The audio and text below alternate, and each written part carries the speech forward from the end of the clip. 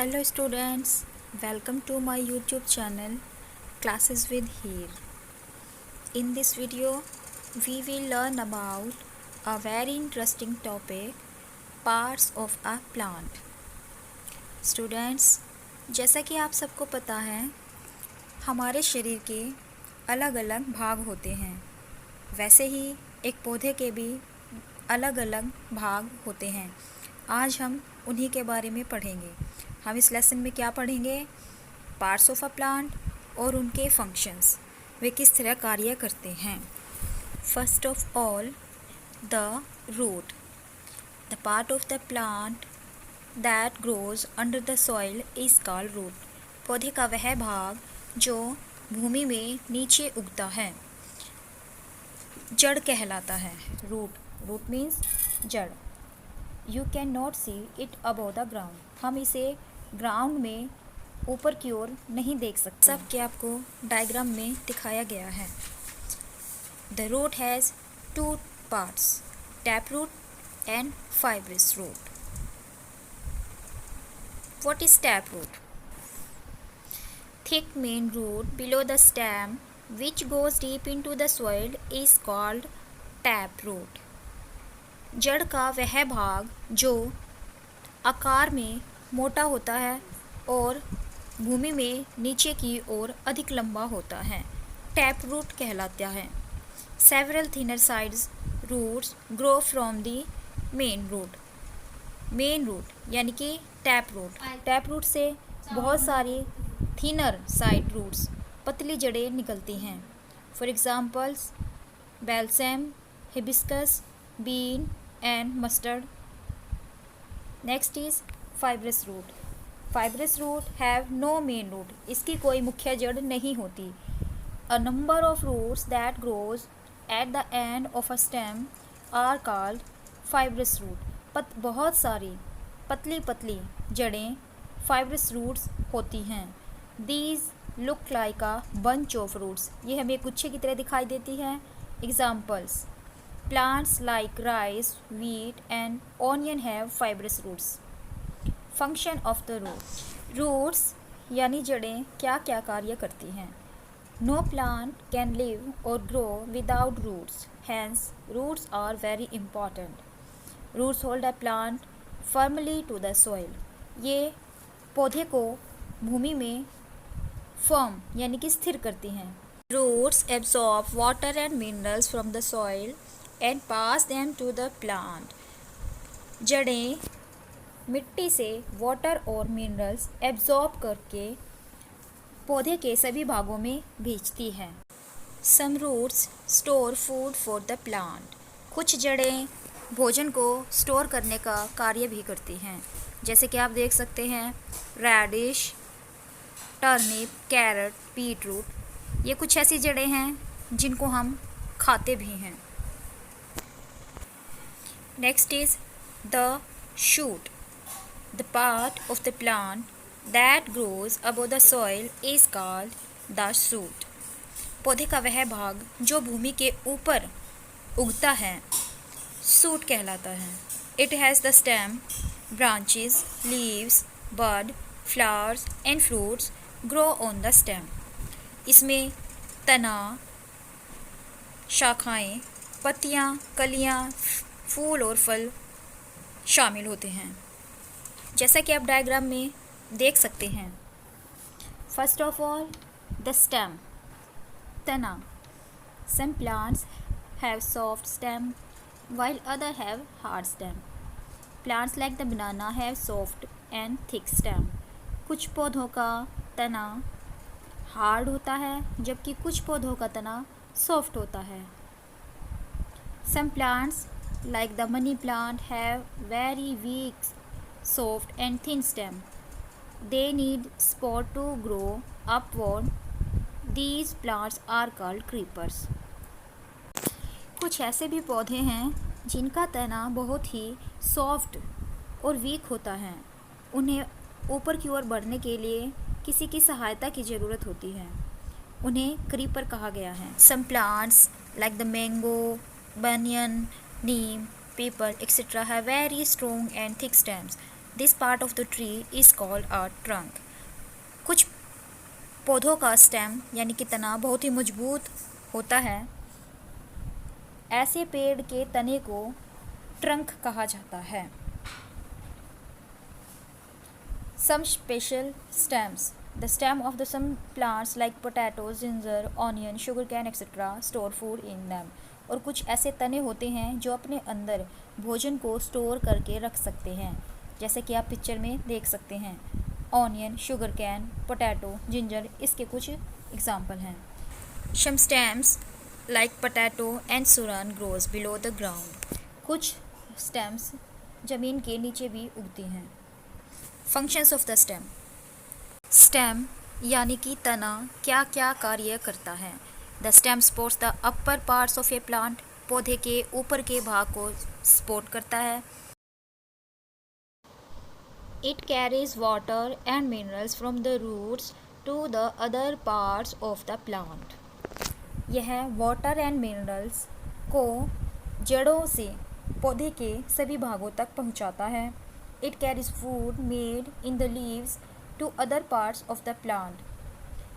पत्तियों द्वारा बनाए गए भोजन को पौधे के दूसरे भागों तक पहुंचाता है। Some stems like sugar cane, potato and ginger store food. और कुछ stems फूड को स्टोर भी कर सकते हैं। These stems can be eaten. Next is leaves. The leaf is an important part of a plant because it produces food for the whole plant. Most plants have green leaves and it grows on the branches of a plant. They differ in size and shape. The green color of a leaf is due to chlorophyll. पत्तियाँ पौधे का मुख्य भाग होती हैं क्योंकि ये पौधे के लिए भोजन बनाती हैं। ये साइज़ में और शेप में अलग अलग होती हैं, जैसे कि आप देख सकते हैं। The flat part of a leaf is called the leaf blade. The upper part on the leaf is smooth and darker in color than the lower part. The lower side is rougher and lighter in color. पत्तियों के समतल भाग को leaf blade कहा जाता है। पत्तियों के ऊपर का भाग नीचे के भाग की अपेक्षा अधिक स्मूथ और डार्क होता है, जैसा कि आपको दिखाया गया है। पार्ट्स ऑफ लीव्स, पत्तियों के भाग। The fine lines on the leaf are the veins of a leaf. In the middle of the leaf blade we can see the main vein. We can also see many smaller and thinner veins connected to the main vein midrib. They are called the side veins. The veins give support to the leaf. The leaves get water through these veins. पत्तियों में veins पाई जाती हैं, जिसमें एक मुख्य है और कुछ अन्य वेन्स होती हैं। इनके द्वारा ही पत्तियों को पानी मिलता है। On the underside of a leaf blade are teeny pores. They are called stomata. The plant breathes in air through the stomata. The extra water is released through the stomata. Leaf blade में छोटे छोटे pores यानी कि छिद्र पाए जाते हैं, जिन्हें स्टोमेटा कहा जाता है। स्टोमेटा के द्वारा ही पौधे सांस लेते हैं और एक्स्ट्रा वाटर रिलीज्ड कर देते हैं। Function of a leaf. The main function of a leaf is to take food for the plant. A leaf makes food in the presence of sunlight using water, carbon dioxide and chlorophyll. This process is called photosynthesis. पत्तियों का मुख्य कार्य पौधे के लिए भोजन बनाना है। पत्तियाँ वाटर, कार्बन डाइऑक्साइड और क्लोरोफिल की सहायता से पौधे के लिए भोजन बनाती हैं। इस प्रोसेस को फोटोसिंथेसिस यानी कि प्रकाश संश्लेषण की क्रिया कहा जाता है। How do leaves make food? पत्तियाँ भोजन कैसे बनाती हैं? Leaves prepare food for the whole plant. They use water, air and sunlight in the presence of a green substance called chlorophyll present in them. This chlorophyll catches the sunlight to make food. Leaves get water from the roots through the stem. They take carbon dioxide from air. With the help of the carbon dioxide, water and sunlight, it prepares food for the plant. This process of making food is called photosynthesis. ये द्वारा भोजन बनाने की प्रक्रिया को photosynthesis यानी कि प्रकाश संश्लेषण की प्रक्रिया कहा जाता है। इसे हम इस डायग्राम की सहायता से समझेंगे। इसके लिए कार्बन डाइऑक्साइड, लाइट एनर्जी यानी कि सनलाइट, क्लोरोफिल एंड वाटर आवश्यक होते हैं। इन सब के प्रेजेंस में ही पत्तियां भोजन बनाती हैं। जैसा कि आप इस डायग्राम में देख सकते हैं, यह पूरी प्रक्रिया, यह प्रोसेस फोटोसिंथेसिस यानी कि प्रकाश संश्लेषण की प्रक्रिया कहलाती है। यह पूरी प्रक्रिया पत्तियों के एक विशेष गुण क्लोरोफिल के कारण ही पूरी हो पाती है। वैसे तो भोजन बनाने के लिए सनलाइट, कार्बन डाइऑक्साइड, वाटर इनका होना आवश्यक है, परंतु क्लोरोफिल एक मुख्य सब्सटेंस है जिसके बिना पत्तियां भोजन का निर्माण नहीं कर सकती। इसीलिए फोटोसिंथेसिस प्रोसेस को कंप्लीट करने के लिए पत्तियों को सनलाइट, कार्बन डाइऑक्साइड, वाटर और क्लोरोफिल की आवश्यकता होती है। क्लोरोफिल वातावरण में उपस्थित सनलाइट, पत्तियां कार्बन डाइऑक्साइड लेती हैं। पत्तियां ही जड़ों से तने की सहायता से पानी लेती हैं और भोजन बनाती हैं। इस प्रकार पौधे के लिए भोजन का निर्माण पत्तियों द्वारा किया जाता है। So leaves are called the kitchen or food factory of the plant. इसीलिए पत्तियों को पौधों का किचन और फूड फैक्ट्री कहा जाता है। The food goes to all parts of the plant through the stem. A part of the food made by the leaves is used by the plant to grow. The remaining part of the food is stored in its seeds, stems, fruits, or leaves. The lettuce, spinach, cabbage, etc. store food in its leaves. During photosynthesis, leaves give out a gas called oxygen, which is breathed in by all living things. पौधे के सभी भागों में भोजन तने द्वारा पहुंचाया जाता है। कुछ तने अपने अंदर भोजन को स्टोर करके रख सकते हैं, जैसे cabbage, spinach, lettuce.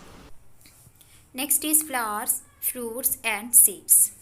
Flowers are the most beautiful parts of a plant. फूल पौधे का बहुत ही सुंदर भाग होता है। We see flowers like rose, jasmine and lotus. Flowers are of many colors, shape and size. Most of the flowers look very beautiful. Many flowers have a pleasant fragrance too. A flower blooms from a bud. Flowers अलग अलग colour, shape और size के होते हैं। कुछ फूलों में बहुत ही सुंदर फ्रेगनेंस यानी कि खुशबू होती है। फूल एक बड यानी कि कली से निकलता है। फंक्शंस ऑफ अ फ्लावर, फूल के क्या क्या कार्य होते हैं। The flower grows into a fruit, फूलों से फल बनता है। The flower helps the plant to reproduce, और फूल ही पौधों में रिप्रोडक्शन यानी कि प्रजनन करने में सहायता करते हैं। Next is fruits. The flowers of the different plants grow into fruits. Fruits are fleshy, tasty and juicy. Most of the fruits contain seeds inside them. Some fruits have only one seed. Others have a number of seeds. Some fruits have no seeds. Some fruits like the papaya and watermelon contains many seeds inside them. फूलों से फल बनते हैं। जैसा कि हम सबको पता है, कुछ फलों में एक बीज होता है, कुछ में एक से ज़्यादा बीज होते हैं। लेकिन कुछ फल ऐसे हैं जिसमें बीज नहीं होता, जैसे बनाना। फ्रूट्स। फ्रूट टेस्टी और जूसी होते हैं। ये भोजन को स्टोर करते हैं और सबसे महत्वपूर्ण कार्य है, ये बीज को सुरक्षित रखते हैं जिससे नया प्लांट ग्रो कर सकता है, यानी कि नया पौधा निकलता है, जैसा कि डायग्राम में दिखाया गया है। Most plants grow from their seeds. बीज से ही नया पौधा निकलता है। Each seed contain a baby plant inside them. It is protected by the outer part of the seed which also store food for the baby plant. The baby plant grows when the seed gets air, water and sunlight. It keeps growing till it become an adult plant. यानी कि बीज से नया पौधा निकलता है। बीज से नया पौधा बनने के लिए एयर, वाटर एंड सनलाइट की आवश्यकता होती है और यह तब तक बढ़ता रहता है जब तक कि यह एक एडल्ट प्लांट यानी कि बड़ा पौधा नहीं बन जाता। कंप्लीटेड।